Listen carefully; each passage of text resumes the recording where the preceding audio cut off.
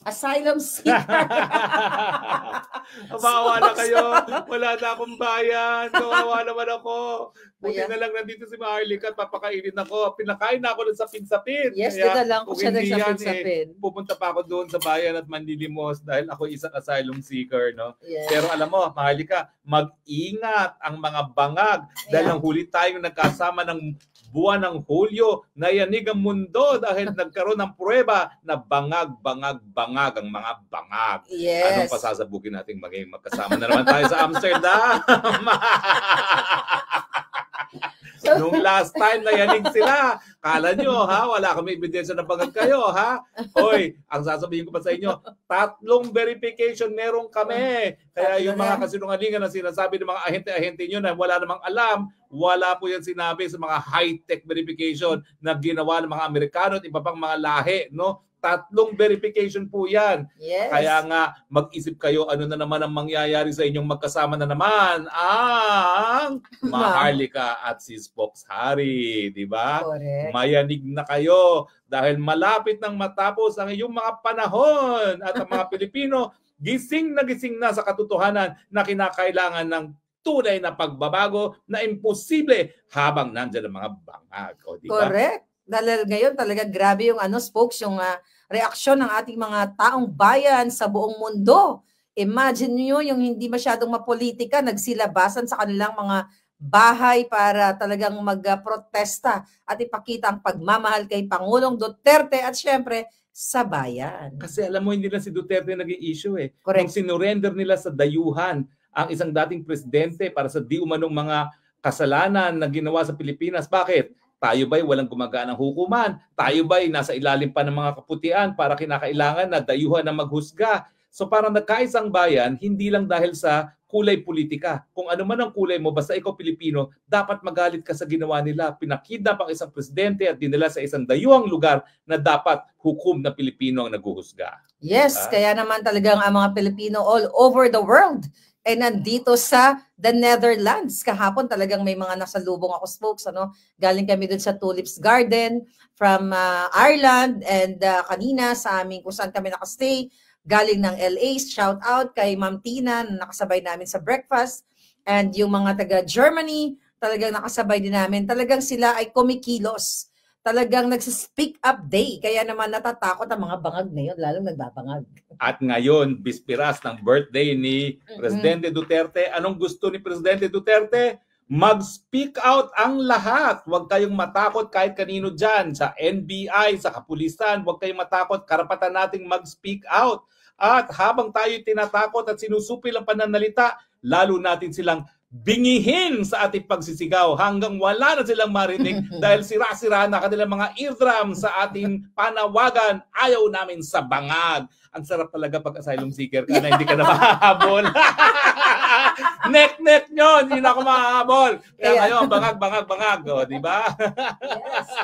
No, actually, dala ko yung kopya dyan.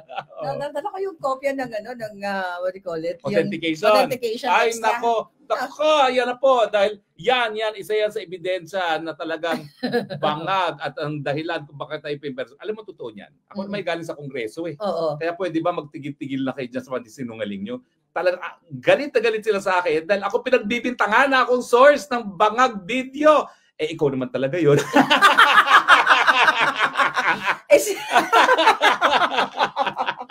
Oh my God. Biro mo, ikaw nag-source, akong ginipit, palibasa, di ko nila mahabol. Well, meron na po akong insurance against deportation, di nyo na ako mahahabol. Correct. Speaking of that insurance, folks, kumusta naman ang proseso sa iyong pag-apply nga ng asylum? Kasi maaring yung mga kababayan, mga ibang, sa Pilipinas na nagsisik or naghahanap sila ng mga bansa na pwede nilang pag-apply ng asylum, makabigay tayo ng impormasyon. Well, ano bang naging steps mo? Alam mo, hindi ko akalain. Okay. Kasi sabi nila, wala naman daw kulong.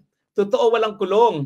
Kaya lang, pupunta ka dun sa lugar na 3 hours away from The Hague, tapos yung kanyang facility, walang bus, walang mapuntahan. Ang pinakamayapit na bayan ay 20 kilometers away. Kung ikay magta-taxi, 80 euros each way. Oh. At wala namang bus talaga. Ang supermarket, 45 minutes ang lakad. So in effect, hindi ka nga nakakulong, wala ka naman mapuntahan. Mabuti na lang ako i-rescue ng ating mga kababayan, no? Mga mga super BFF natin at kumuha ng Airbnb at matapos na ako'y 3 araw na matulog doon sa asylum center na yon, yun nga, sinusundo, hinahatid ako, kumakain ng Filipino food at nandun tayo sa Airbnb natutulog. Pero alam mo, well, talaga may problema tayo sa Pilipinas dahil bagang presidente natin. No? Pero yung mga nandoon, 80% ng mga nandoon, at there are about 36,000 every year na asylum seekers sa Netherlands, galing sa Africa, nakasakay sa inflatable boats. Oh my God. At ako'y nahabag doon sa kwento na unang-una, minamit ako na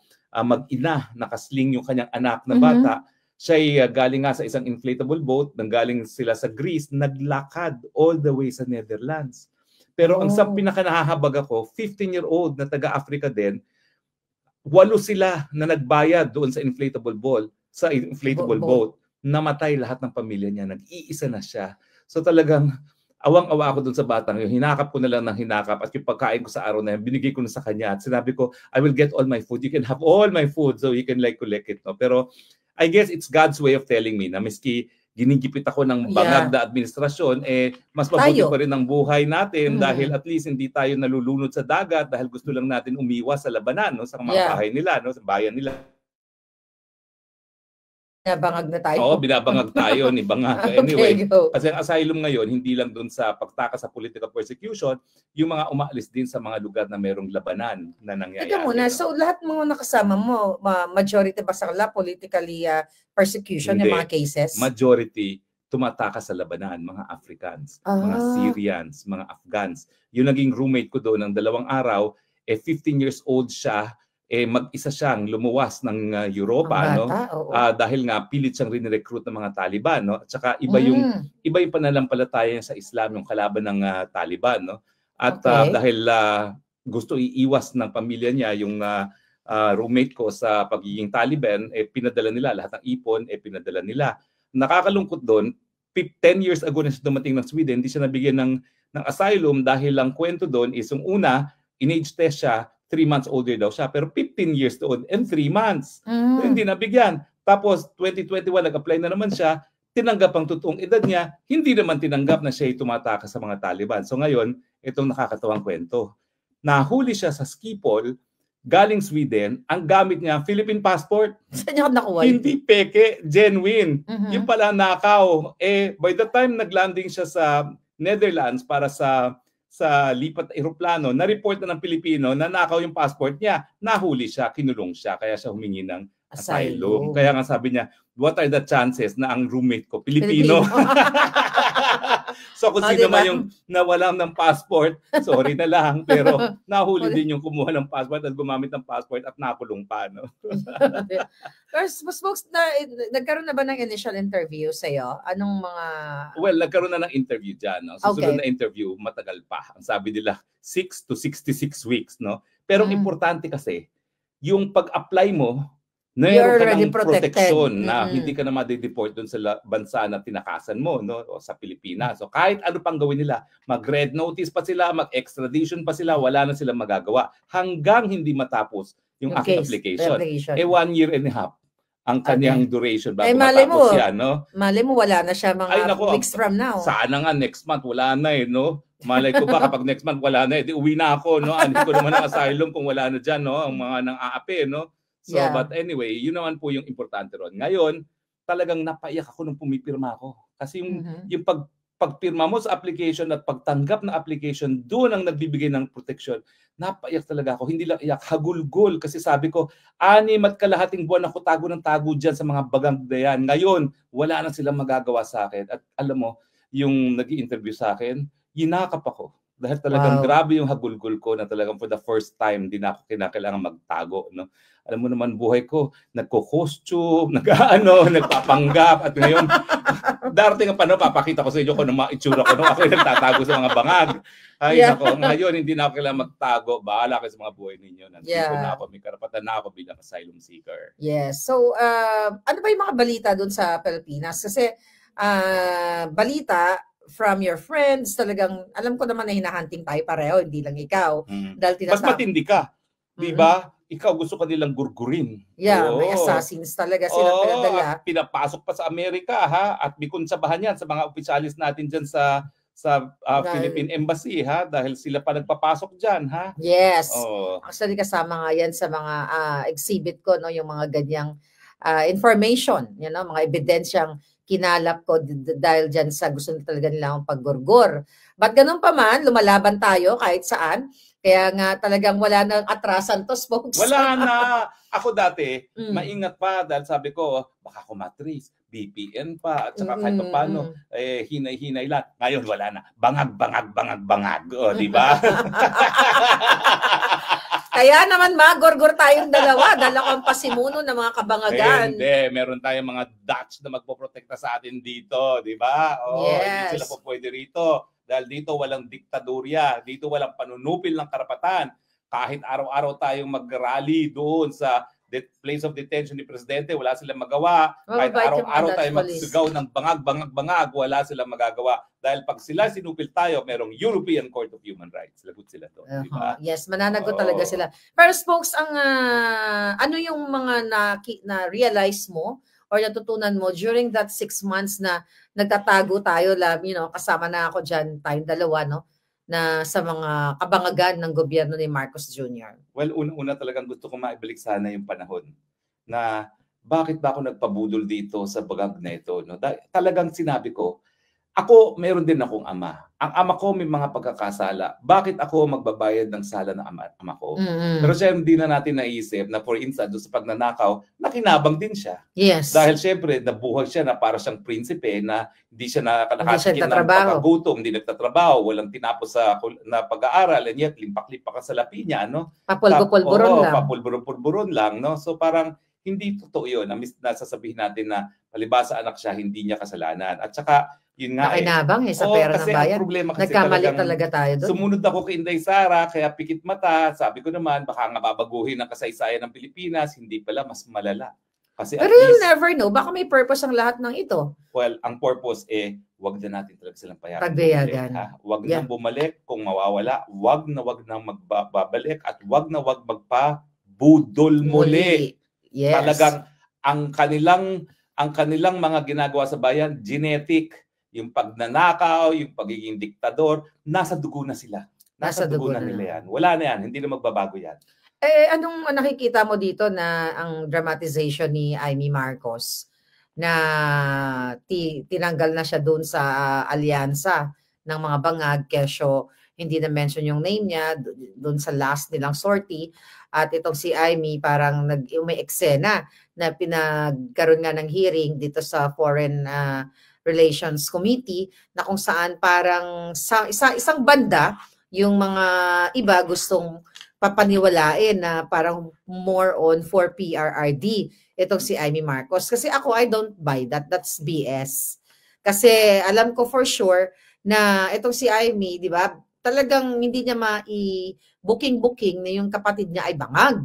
Kasi kung I don't know, kung matatandaan mo, last year, ay nangako yan siya through dun sa common friend natin na magsasalita na si Amy Marcos, sasabihin niya sa taong bayan at saka sa kanyang kapatid na si Bangag na mag-rehab ka na muna, magpahinga ka na muna, hindi yan maganda sa taong bayan. Kaya, sasabihin na daw ni Amy Marcos yung totoo na addictos yung kanyang kapatid. So, anong point mo ngayon sa nangyayari ngayon na spokes ng mga drama ni Amy? Well, alam mo to, ako talaga gusto kong paniwalaan si Amy.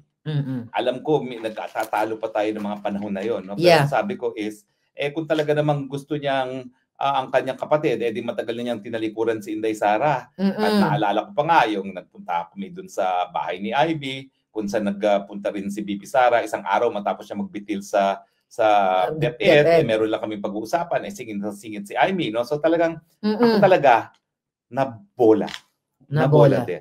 Kaya lang, naging malinaw sa akin nung nagkaroon ng rally ang alyansa sa Ilocos Norte at pilit pa niyang pinuntahan yung kanyang kapatid para itaas ang kamay niya.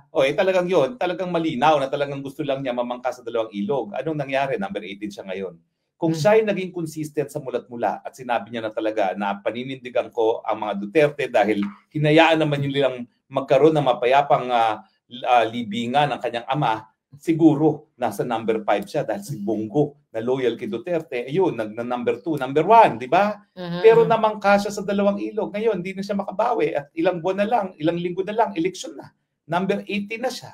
Hindi ko naman alam kung talagang ito namang si VP Sara, kung magpapabudol muli. Di ba? I don't think so. Hindi na. Ang tingin Hindi ko, na mapapabudol si Inday. Kasi ilang beses naman sinabi ni VP Sara na never again to the Marcos, di ba? Ilang beses naman niya sinabi yan Hindi naman sinabi niya yan. Sinabi naman talaga niya yan. No? Pero sa akin, nangihinayang ako kay Amy. Kasi ang feeling ko naman, may punto talaga na talagang may utang na loob kay Presidente Duterte. Kasi yung pinakiusap naman niya yung libing ng tatay niya, talaga namang siya yung tagalakad kay PRRD, no? Pero yun nga, dapat naging consistent na lang siya. Dahil kita mo, ang Duterte youth ngayon, nangakalampag sa party list, no? Si Bongo, number 1. Kung di siya namangka sa ulo, baka nasa top 3 siya ngayon, di ba? Namangka siya, ayun ang nangyari. No? Kaya talagang dapat hindi na magtiwala. Never again sa mga Marcos. Oo nga, diba? At saka, dahil nga sa mga pinagagawa ng Marcos ngayon, sino ba naman boboto pa sa Marcos, no? Ay, naku, sabi ko nga sa iyo pati nga dyan sa congressional race, no? Kung meron lang sanang tumakbo laban kay Sandro, baka matalo pa si Sandro sa Ilocos Norte mismo Yeah. Diba? Kasi kitang-kita naman ngayon kung ano yung ginagawa nila. Bago tayo dun sa birthday, no, bisperas na ngayon nag-celebrate kami actually palangga, but tomorrow ang dami talagang for sure na mga ngayon pa lang nagbabiyahe na papunta dito. Anong mo spokes yung opinion mo dito sa ginagawa ng TRICOM sa patuloy na pagigipit sa ating mga kapwa critics or vloggers dyan sa Pilipinas? Ay, nakakalungkot po talaga yan. No? Dahil, ayaw ko sana magsalita rito dahil ako tumatay yung abogado nila sa Korte Suprema. Pero ulitin ko lang kung ano sinabi ng Korte Suprema. Napaka-importante ng malayang pananalita sa demokrasya na ang ipinagbabawal ay hindi lang yung aktual na panunupil.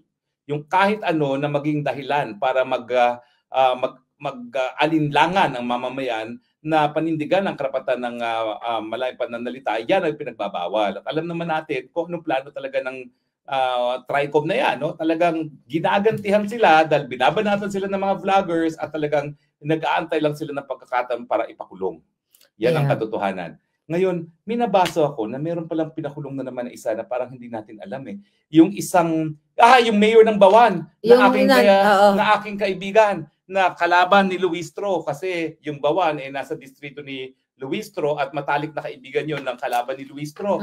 Nagkaroon ng investigasyon, indefinite detention ang ginawa. Oh my God. Indefinite detention. Kaibigan ko yun kasi diver kasi ako Kaya although ang naging mayor doon yung asawa ni Luistro, no? Alam mo, sasabihin ko sa iyo dahil malapit sa akin yung asawa ni Luistro na yan, dahil ako nga ay diver, nung kongresista yan, ako pa ang nagturo sa kanya kung anong ginagawa ng mga kongresista. Yung kauna-unahang infrastructure project niya na malakihan, ako pa nagpapirma kay Tambaluslos. Kaya nga nasa ako sa pagdagagawa. Tumawag sa akin yung mayor na papahingi ng tawad. Anong sabi ko? I cannot accept that. I cannot accept that. Anong klaseng tao kayo na tinulungan ko kayo tapos unang-una kayo ng api sa akin? Anong klaseng tao kayo? So kayo dyan sa distrito ni Luistro, yan bang gusto niyo maging kongresista? Walang utang na loob? Talaga naman. Tapos ngayon, dahil hindi niya makuha yung mayor ng Bawan, pinakulong sa Kongreso. Yeah. Hindi natin nalalaman yan, pero pinakulong na yan dahil isa sa pinakamalaking munisipyo doon sa distrito ni Luistro, ang Bawan. At hindi namatay. At hindi niya kakampi yung mayor na yon. Pero mayor, ako matagal mo na akong kakampi. Yan, binobroadcast ko sa buong daigdig ko anong pang-aapi na ginawa sa iyo. Si Dolor, si Mayor Dolor. Mayor Dolor, kaibigan kita. Ay, naku, nasa likod mo po ako. Talagang napakasama ng iyong kalaban. Hindi lumalaban ng patas. Pinakulong ka para hindi ka makampanya doon sa kalaban na si Luistro na si Abu. Kaya kayong mga nasa distrito ng Luistro, Abu tayo, Abu, at isuka ang Luistro. Walang kwentang tao po talaga yan. Kasi sabi dito, magpakin mo, ako nagturo sa kanya. Walang utang paano maging kongresista, anong gagawin para sa mga proyekto niya? And yet, siya yung unang-unang nagwalang niya sa akin. Ay, traidor nga. Traidor. Tapos ngayon, itong si Dolor, pinakulong pa. Di umano dahil daw sa korupsyon. Ay, bakit hindi nyo kasuhan? Yeah, ba't nyo kasuhan? Kapag napatunayan, ang korte dapat magpukulong. Pero dahil nga eleksyon, ang kanilang pakay, hindi makampanya itong si Mayor Dolor. Kaya pinararating ko po kay Mayor Dolor, nasa likod nyo ako. At ang mga botante dyan sa distrito na kung saan kabahagyang Bawan, wag na wag niyo pong iboboto ang mga ingrato, ang mga traidor, at ang mga takot sa taong bayan, sa mandato ng taong bayan na dinadala sa pangangapi para sila ay manalo. Yeah, kasi wala naman siyang kaso na na-charge siya or whatever. Wala, parang ako lang din siya, yan. parang ikaw. Parang ako lang din yan dahil talagang gusto nilang patahimikin ako. Dahil hindi lang umattend sa Senate hearing, ay sa House hearing.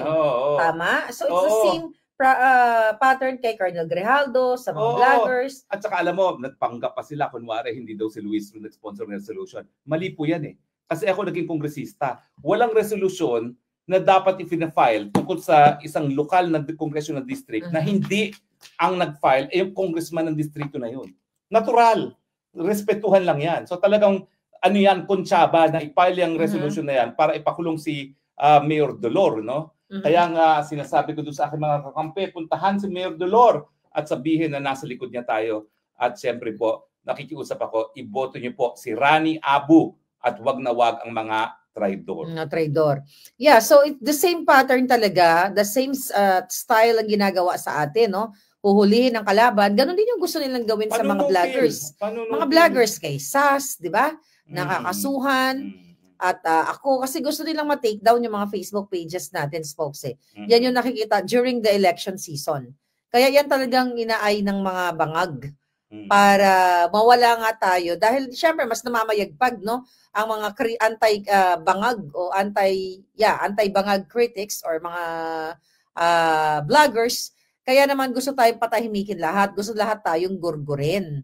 Lalo na ngayon, 'di ba? Ngayon ang dami-dami mga Pilipino talagang nagsisisigaw na sinusuportahan ng Pilipinas sa Pangulong Duterte katulad nga dito sa Daig. At bukas ang laki-laki ng mangyayari mga selebrasyon. Happy birthday kay Pangulong Duterte, although it's not happy dahil pinakidnap siya, but happy na rin dahil ang mga tao talagang nag-effort, nagpamasahe, gumastos all over the world to, hindi lang sa the Netherlands. Kaya naman, ngayong bisperas pa lang, nagta-travel na talagang ating mga kababayan sa iba't ibang bahagi ng mundo. So ikaw, spokes, matagal ka na rin naman sa politika, ano? Ano tong nakikita mong magiging impact sa taong bayan, sa mundo, yung mga effort ng ating mga kababayan na talagang they spend their time and money just to show support to our former president, Rodrigo Duterte and the Philippines? Well, ako, yung mga member ng TRICOM, ng WADCOM, magpakalasing na po kayo sa kapangyarihan dahil tapos na ang inyong mga karera sa politika. Hindi kakalimutan ng taong bayan kung anong ginawa ninyo sa mga Duterte. Hindi kayo mapapatawad. Lalampasuhin kayo ngayon sa eleksyon. Yan po ang aking prediction. Yang si Luis Ru na yan, lampaso yan, tutuan kay Rani Abu. Dahil talaga naman pong nanalo lang naman yan dahil lang tumakbo dun sa distritong yon, yung anak ni Rani Abu, no, nag-3 term yan. Kaya ginagawa lahat ng paraan para mawalan ng boto si Rani Abu sa pamamagitan ng pag-aresto at pagkulong doon sa pinakamalaking munisipyo dyan sa distrito nila. No? Pero ngayon naman po, bago na ang daigdig. Yung mga iba na nananahimik, nagsasalita na, yung mga meron lang, nakikisapi na sa pagtipon-tipon. No? Sabi ko nga, dapat bayaran tayo ng Netherlands dahil naging tourism promotion ng mga Pilipino. Dapat gawa ng rebulto si Presidente Duterte dahil sa kanya tumaas ang turismo. Baka mamaya mas marami pang mga turista magpunta ngayon mga Pilipino dito sa Netherlands kaysa sa Paris. Dati-dati pinakamalalaking turista, Paris, London. Ngayon lumalaban ang Netherlands dahil lahat ng Pilipino, maski hindi nila nakikita personal sa Presidente, makarating man lang doon sa lugar kung saan siya nakadetine, alam nila na pag nandun sila, nararamdaman ng Presidente natin ang kanilang suporta at maraming po talaga salamat sa inyong suporta. Yes. Spokes, ako sa nakikita ko kay Vice President Sara, hindi siya talaga power hungry, no? Katulad ng mga bangag dahil kung babalikan nga natin ang 2022 election, mas malakas siya, di ba? Pwede siya talaga magpresidente, pero pinagbigyan niya ang Marcos Bangag, which is nabudol nga tayong lahat. So let's say for example, itong mga pagtitipon ng mga taong bayan sa buong mundo, buong Pilipinas, dahil hindi naman nananawagan na talagang mag-aklas o mag-alsa yung mga tao para palitan ang presidente, although nananawagan ang taong bayan na mag-resign si Bangag. So let's say for example, talagang talagang nagbunga ito at si Vice President Sara ay ayaw niyang maging presidente. Kunwari lang, Sino ang pwede? Well, unang-una, lilinawin natin ha. Hindi nagtatawag ng ganyang revolusyon ang BP. Kasi alam naman niya na bilang isang Pilipino, kahit paano kinakailangan bigyan natin ng kahalagahan ating saligang batas. Okay. Pero kung talagang ang taong bayan maghusga na sipain ng mga bangag, walang magagawa. Kinakailangan gawin niya ang kanyang katungkulan bilang isang vice-presidente. At siya talaga ang magsasucceed as president. Sa tingin ko po, hindi para tanggihan ni BP Sara ang paghamon kung mangyari yan. Kasi yan talagang trabaho ng vice presidente. Kapag wala ng presidente, siya magsasucceed para walang power vacuum. So ayaw ko mag-speculate na mangyayari yon na kapag nawala ang isang presidente dahil nasisanti ng taong bayan at legal naman yan, nagawa na natin 2 beses, na hindi tatanggapin ni Inday Sara ang paghamon. Tingin ko tatanggapin niya dahil abogado naman yan. Obligasyon niya yan. Yeah. Pero hindi, kunwari lang. Ayaw niya. Kunyari, talagang, magre-rest na ako, focus na ako sa family ko. So, ano ang pwede? Ang possible lang, legally. Ay, kapag hindi tinanggap yan ni BP Sara, meron tayong order of succession. Pagkatapos ng Vice President, nandyan ang Senate President. Pagkatapos ng Senate President, nandyan ang House Speaker. Let's say mga military. Well, ang military, depende naman po yan. Kasi alam nyo, sa saligang batas natin, ginawa natin protektor ng taong bayan ang military, no? Nung minsan nga, nabaliwala ang saligang batas dahil nag-alsa rin ng military na binigyan proteksyon ng taong bayan, no? So, sa akin, wag sana mangyari, no? Pero meron na tayong mga president, okay? Kung hindi tatanggapin ni BP Sara yan, baka militar mismo ang mag-rule. Wag naman sana mangyari yun, no? Dahil meron naman constitutional successor. Dahil kaya nga, naghalal tayo ng Vice President para hindi mangyari yon na walang mandato ng taong bayan na mamumuno. Malinaw po tayo ha. Sorry, yung mga gustong maghabol ng incitement to sedition, hindi namin sinabi yun. Yes. Thank you, Spoke, sa magpapaliwanag mo, no? Kasi nga, kaya ako naitanong doon. Kasi na-meet ko si Vice President Sara. Wala ako nakikita sa kanya talagang gigil siya na yung bangag, no? Ang nakikita ko lang kay Inday Sara, na focus siya na ibalik si Pangulong Duterte dahil illegal siya na kinidnap ng Marcos Jr. Ang sabi nga niya, mag-move on or mag-focus tayo sa ating mga buhay-buhay. Pero syempre, yung mga tao, hindi naman kayang pigilan yan, Inday. Oo nga. Well, ako nga, humahanga ako sa kanya na habang iba ay talagang naglalaway sa kapangyarihan, siya parang ayaw na niya, parang gusto na lang niya manahimik. Pero sinasabi rin nga niya, pinasa ko ito. In fact, sinabi niya yan sa tatay niya kasi nung minsan, pinaparesign siya ni PRRD, hindi lang as Deputy Secretary, kundi as Vice President din. Oh, wow. Ang sabi, ewan ko kung nasabi ko na sa inyo to ha, pero ang sabi niya, di ba tinuruan mo kami na kapag kami nanumpa sa katungkulan, na gagawin namin ang katungkulan namin, lalong-lalo na kapag kami hinala ng bayan, gagampanan namin yon. Bakit ako mag-resign as Vice President? Hinalala ko ng taong bayan para dyan. True. Pero ngayon talaga nakikita ko na napakahirap ng lagay ni BP Sara dahil in the first place, ayaw naman niya ito talaga.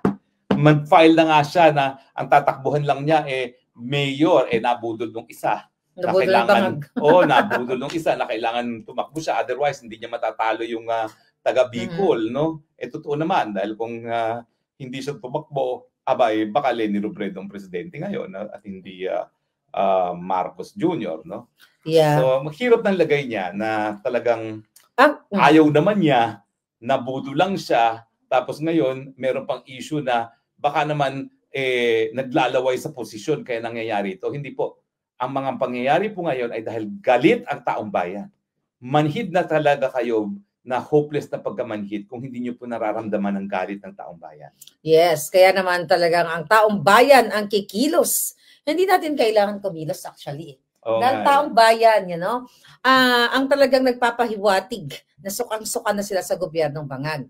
Pero kung teka, Spokes, ang tanong ko sa'yo, I don't know kung nakatanggap ka ng mga emails, at mag-ingat ka. Kasi kami ni SAS, may natanggap kami na email, which is video message, na kesyo ito daw ang mga kapulisan ay gusto ng sukang-suka na sa gobyerno ni Bangag. So it's like an inciting to sedition video na pino-forward sa amin para i-share namin. Ang tawagan namin ni SAS dyan is the name fake news.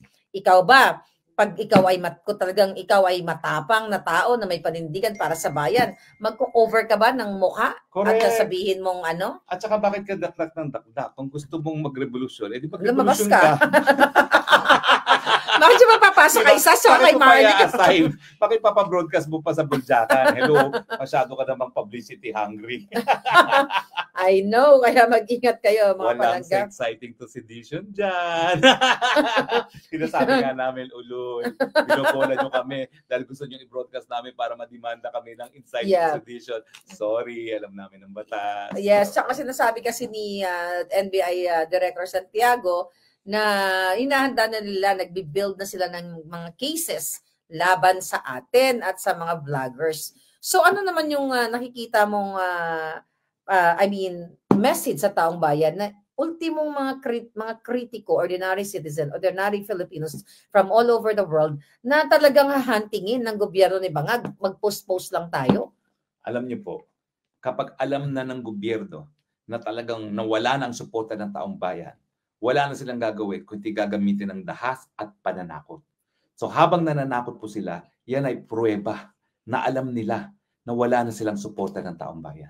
So patuloy lang po tayo. Shout out day para sa birthday ni PRRD. At bingihin natin sila sa ating shout out day. No?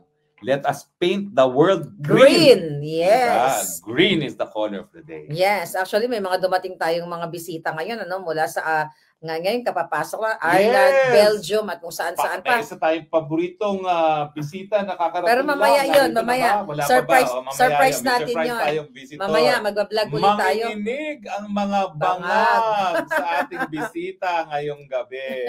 Oo. Correct. So, yeah, alas 6 na pala, no? So, sabi natin 6:30 yung press con natin. But anyway, spokes, ano yung nakikita, ni-expect mong mangyayari bukas sa karawan ni Pangulong Duterte, not only in The Hague, but to the whole wide world? Alam mo, sa buong mundo, magtitipon-tipon ng taong bayan. Magtitipon-tipon sila dahil pagdiriwang ang kaarawan, magtitipon-tipon sila dahil sila ay Pilipino na naninindigan na mali ang kidnapping, mali ang pagsusurrender ng isang Pilipino sa mga dayuhan, mali na pinagbibitangan ang pinakamamahal na presidente ng Pilipinas sa kasaysayan natin. Yeah. Message mo sa naghahunting sa'yo? Come and get me. Come and get us. Yeah. Grabe, talagang mga kababayan, nakakatuwa, ano? Sabihin nyo na ako anong flight nyo, sunduin ko pa kayo sa airport. Sunduin kayo ni Spokes. Susunduin namin kayo. Oo nga. At saka, hello, you're looking for us. We're here. We're here.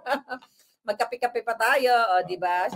So, anyway, Spokes, talagang sabi ko nga, itong laban natin, very historical ito Dahil parang after nung Marcos Sr., although yung mga dilawan na talagang inaapi din, yun mga kritiko. Pero ito, worst talaga itong Marcos Bangag Parang naging, kung ang Marcos Sr., ikaw, mas bagets ka ng, mas bagets ako ng konti sa'yo. Oo nga, so ano ba yung deal? No?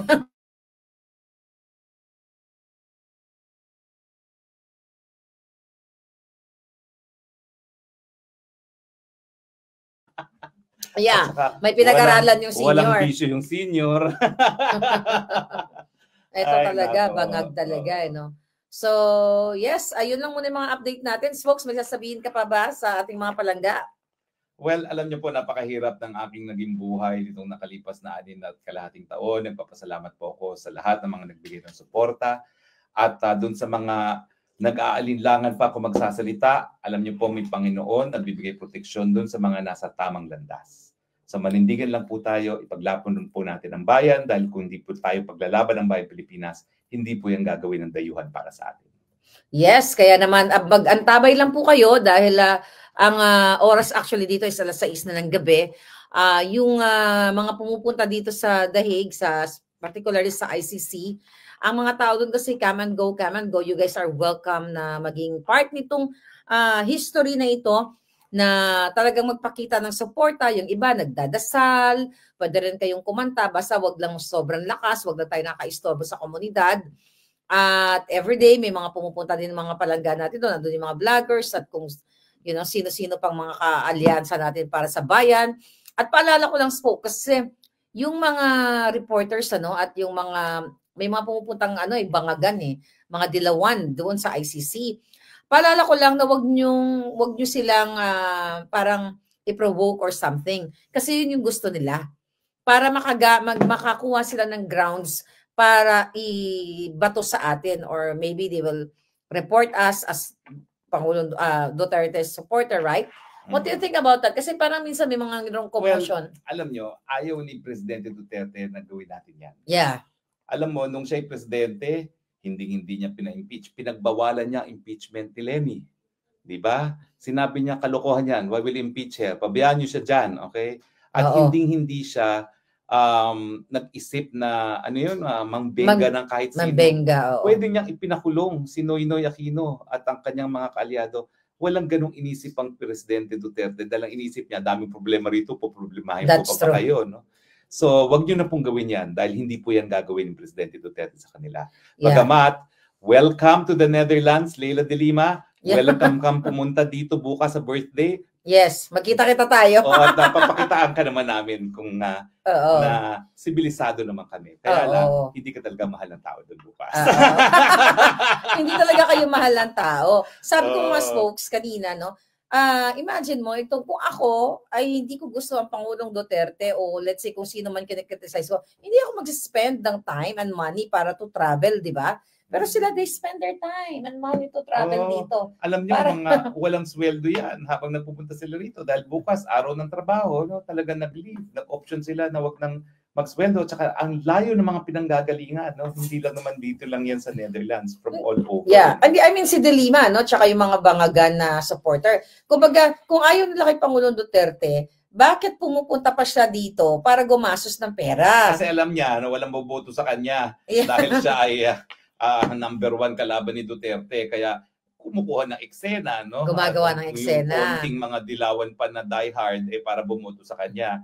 Pero alam mo, ang issue dito hindi na Duterte Marcos. That's true. Ang issue na dito, Pilipino at dayuhan. Yan na talagang tunay na issue.